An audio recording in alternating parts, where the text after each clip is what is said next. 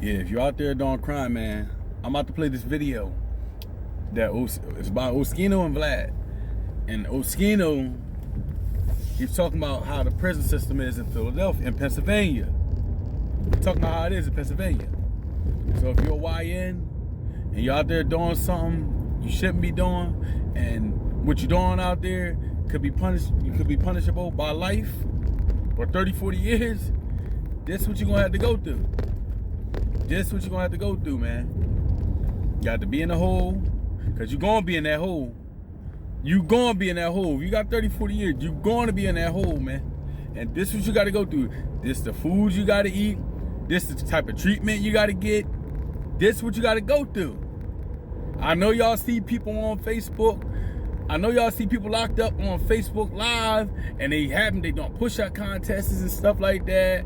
You know, they doing all the challenges. It ain't what it is. It ain't that. It ain't that. It ain't gonna be that. Nah. He gonna give you the real deal rundown what it's gonna be. That's what it's gonna be. He gonna give you the real deal rundown on what's gonna go down. You know what I mean? He gonna give you the real deal. So that stuff you see online, that ain't it. That ain't it.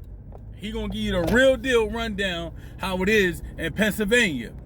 When you get a crime, when you do a crime, punishable by life. So listen to this, man. Listen to what Oskino got to say. And tell me what y'all think about that.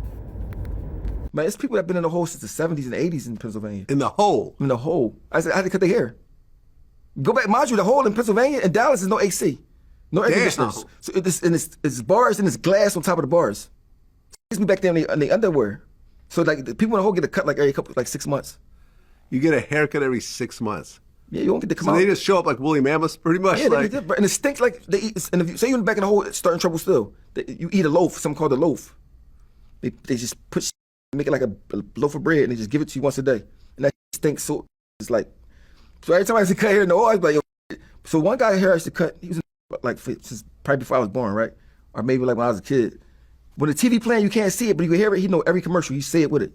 From cutting his hair, he's saying every commercial that come on, he just saying it with it. Every show he talking with. Is there a TV in the hole? No, they can hear it. The guards watch it. They can't see it. No, bro, you can't. Bro, that hole. That's just horrible. But when you see it, it makes you like, damn, these kids don't know what they headed to. Well, that actually comes to my next topic. Tay-K. You know about this story? What about it?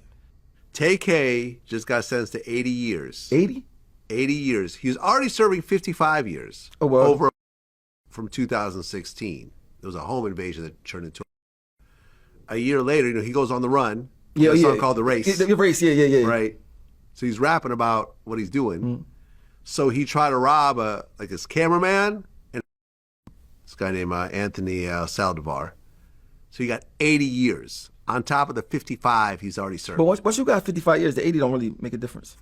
Right, because it's going to be concurrent probably. It don't even matter if it wasn't. You're not getting out. Once your mind just got to click it that I'm not getting out.